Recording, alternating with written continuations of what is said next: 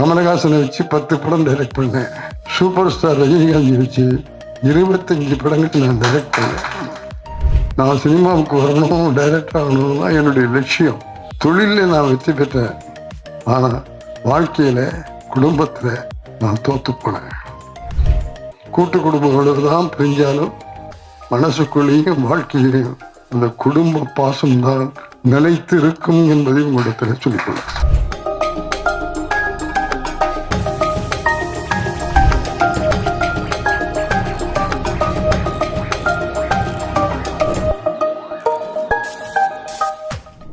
தொண்ணூத்தொரு வயசுல நான் வாழ்கிற வாழ்க்கை 19 என்பதை உங்களிடத்தில் மகிழ்ச்சியோடு சொல்லி பெரும்பகுதி ஒரு நாளைக்கு 2 நிகழ்ச்சி 3 நிகழ்ச்சிகள் கலந்து கொண்டு மக்களுக்கு விழிப்புணர்வு உண்டாக்க முடியுமா என்று பெரியவர்களுக்கு முதியவர்களுக்கு சேவை செய்கிற ஒரு மனிதனாக வாழ்ந்து கொண்டிருக்கிறேன்.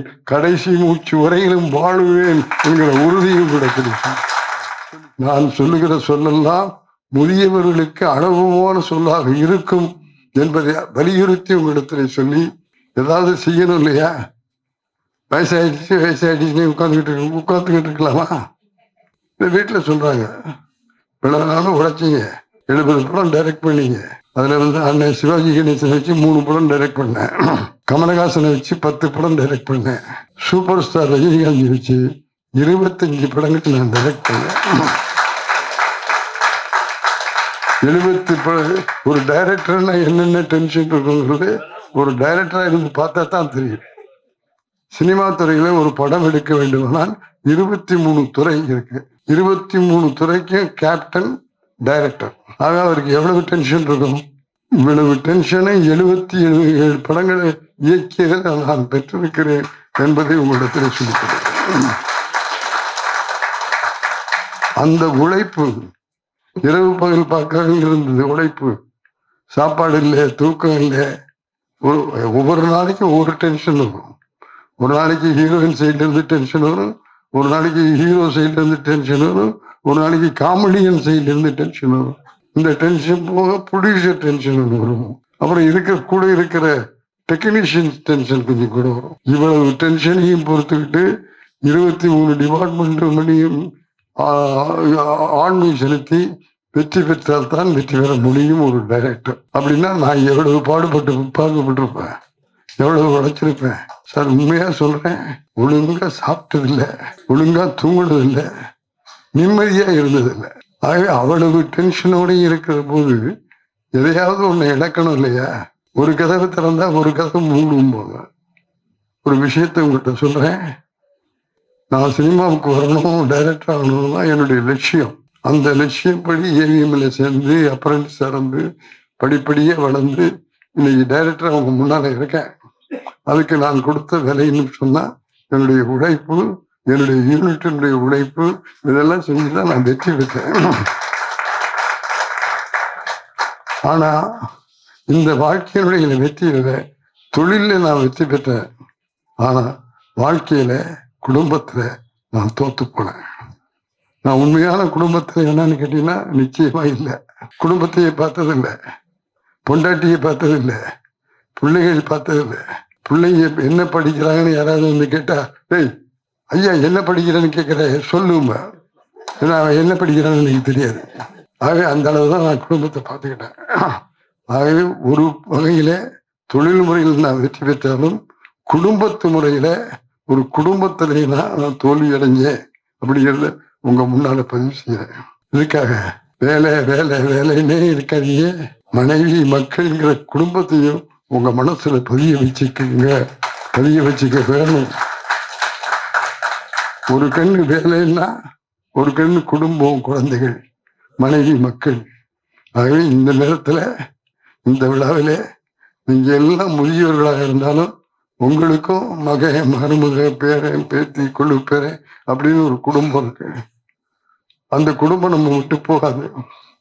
கூட்டு குடும்பங்களோடு தான் பிரிஞ்சாலும் மனசுக்குள்ளேயும் வாழ்க்கையிலையும் அந்த குடும்ப பாசம்தான் நிலைத்து இருக்கும் என்பதை உங்களிடத்தில் சொல்லிக்கொள்ள. ஆகவே என் மனைவி கமலாவை நான் இழந்து விட்டேன்.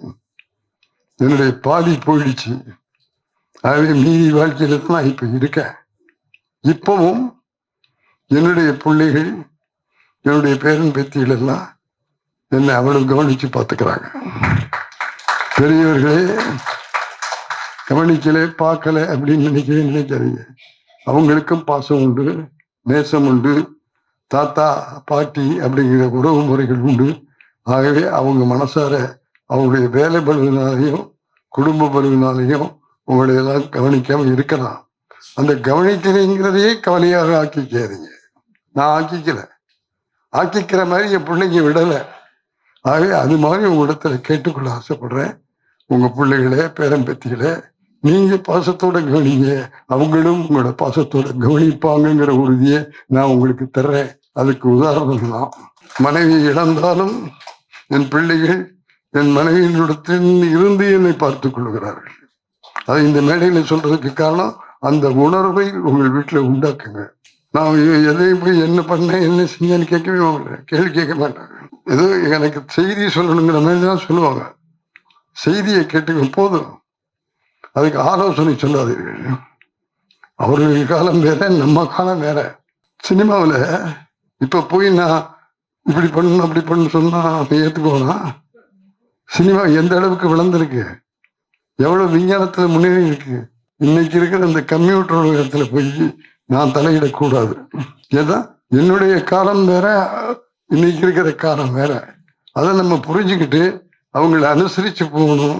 அவங்களுக்கு உதவ முடிஞ்ச உதவுமே தவிர எப்ப பாரு புத்திமதி சொல்லிக்கிட்டே இருக்காதீங்க. புத்திமதி நீங்க சொல்லிக்கிட்டே இருக்க உங்களை விட்டு அவங்க பிரிஞ்சு போயிடுவாங்க. வேண்டாம், போதும். நம்ம காலத்துல நம்ம வெற்றி பெற்றுட்டோம். அதை மட்டும் சொல்லுங்க. இப்படி என்ன, இப்படி பண்ண, இப்படி வெற்றி பெற்றுன்னு சொல்லுங்க, போதும். டேய் இப்படி செய் அப்படி செய்யணும் மிரட்டாதீங்க. அவன் இஷ்டத்துக்கு விடுங்க. அவன் எங்கேயோ போயிட்டு இருக்கான். விஞ்ஞானத்துல பல விதம் வந்தது. வீடு, டிவி, போக்குவரத்து, கம்ப்யூட்டர் எல்லாம் வந்தாச்சு. இப்போ ஒண்ணு வந்திருக்கு, ஆர்டிபிஷியல் இன்டெலிஜென்ட். ஆர்டிபிஷியல் இன்டெலிஜென்ட்னு சொல்லக்கூடிய ஒரு துறை வந்திருக்கு.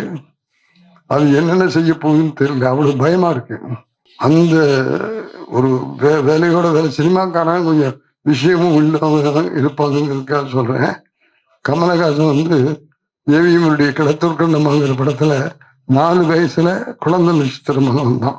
அந்த படத்துல நான் அசிஸ்டன்ட் டைரக்டர். அந்த 4 வயசு கமலஹாசனை தூக்கி வளர்த்தவர் நானும் ஒருவன்கிறத பெருமையோடு சொல்லிக்கொள்ள ஆசைப்படுறேன். எப்ப பார்த்தாலும் ஆராய்ச்சி தான். 4 வயசுல நடிப்பான், ஷார்ட் எடுக்கும்போது காணாம போயிடுவான். அது ஏவிஎம் ஸ்டுடியோ ஒரு 24 ஏக்கர் உள்ள இடம். எங்கடா இருக்கான்னு தேடி பிடிக்கிறீங்க, இங்க நேரம் ஆயிடும். அப்புறம் எல்லாம் தேடி பார்த்தா ஒரு தேட்டர்ல உட்காந்து படம் பார்த்துக்கிட்டு இருப்போம். ஸ்டுடியோக்குள்ள இருக்கிற தேட்டர்ல அவங்க இருந்து தூக்கிட்டு வருவாங்க. டேய் எங்கடா போன சார்? அங்க இந்த படம் நடந்தது சார், அதை பார்த்தேன் சார். 4 வயசுலயே அங்க நடக்கிற விஷயத்தையெல்லாம் எங்கிட்ட நினைச்சு காட்டுவோம். ஒவ்வொரு விஷயத்தையும் ஆராய்ச்சியோட பார்ப்பான். அது எதுக்கு சார், இது எதுக்கு சார் அப்படின்னு கேள்வி கேட்பான். அந்த 4 வயசுல வந்த கமலஹாசன் சினிமா தான் மூச்சு. உனக்கு சினிமாவை நடிகன் மட்டும் இல்லை, எல்லா தொழிலும் தெரியும். நல்ல டெக்னீஷியன், எல்லாத்தையும் கத்துக்கிட்டான். இன்னைக்கு 4 வயசுல இருந்து இன்னைக்கு உலக நாயகனாக உலக புகழ் பெற்றுட்டான். இன்னைக்கு நான் சொன்னேன் ஆர்டிபிஷியல் இன்டெலிஜென்ஸ், அந்த துறை இப்பதான் வந்திருக்கு. அந்த துறைய 70 வயசு கமலஹாசன் அமெரிக்காவுக்கு சென்று படித்து விட்டு வந்திருக்கிறார் என்பதை பெருமையோடும் மகிழ்ச்சியோடும் உங்களுக்கு அந்த ஆர்வம் இருக்கணும். ஆகவே உங்க பிள்ளைங்களுக்கு சொல்லுங்க, உங்க பேரம்பேத்திகளுக்கு சொல்லுங்க, டேய் இதோட படிப்பு முடியலடா, இன்னும் படிப்பு வளர்ந்து போயிட்டே இருக்கு. ஆகவே அதை நோக்கி நீங்க போகணும் அப்படின்னு அந்த பிள்ளைகளை தயார் பண்ணுங்க. எண்ணியது எண்ணியாக எய்துவர், எண்ணியர் திணியராக பெண் வள்ளுவன் ஒரு குரலை சொல்லிட்டு போயிட்டான். நாம் என்ன நினைக்கிறோமோ, என்ன லட்சியத்தை நோக்கி போறோமோ அதுல உறுதியா இருக்கணும், கடுமையா உழைக்கணும், ஒழுக்கத்தோட இருக்கணும், நம்பிக்கையோடு இருக்கணும். 4 விஷயம். நாங்கள்லாம் வெற்றி பெற்றோம் அப்படின்னு விருது கொடுத்தாங்க. அது நாம் பெற்ற வெற்றி இல்லை, என்னோடு பணியாற்றிய அத்தனை பேருக்கும் அந்த விருது சொந்தம். நான் தனிப்பட்ட ஒரு மனிதனுடைய வெற்றி இல்லை. எல்லாருடைய வெற்றியும் நான் அந்த விருதை எடுத்துட்டு போய் எனக்கு உறுதுணையாக பக்கபலமாக இருந்த அத்தனை வெற்றியும் கொடுத்து, இது எனக்கு கிடைச்ச விருது இல்லப்பா, நமக்கு கிடைச்ச விருது என்று அவர்களிடம் எல்லாம் நன்றி சொல்லிட்டு வந்திருக்கிறது. அதை போல நீங்களும் செய்ய வேண்டும் என்று சொல்லிக்கொண்டு முதுமையை பூங்காற்றாக்குவோம் என்று கூறி வாழ்க வளர்க அத்தனை பேருக்கும் என்னுடைய மனமார்ந்த நன்றி. தொடர்ந்து எங்களோட வீடியோக்களை பார்க்கறதுக்கு பூங்காற்று சேனலை சப்ஸ்கிரைப் பண்ணுங்க அண்ட் ஃபாலோ பண்ணிடுங்க.